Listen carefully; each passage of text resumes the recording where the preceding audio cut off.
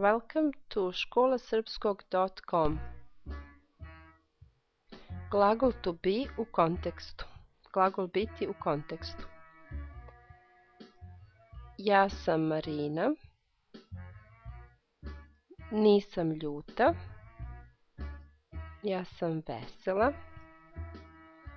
Nisam na aerodromu, ali sam u gradu. Ajde, Ivane, reci to sve o meni. Kreni uvek sa ti si.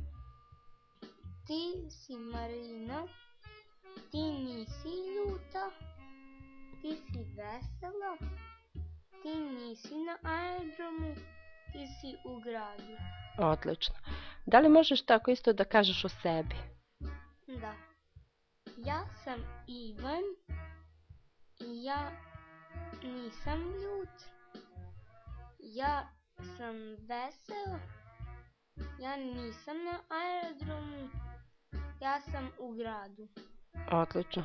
Sada ću ja isto to da kažem o tebi. Znači, ovo je Ivan, ili mogu da kažem on je Ivan. On nije ljut, on je veseo, zato što je dečak.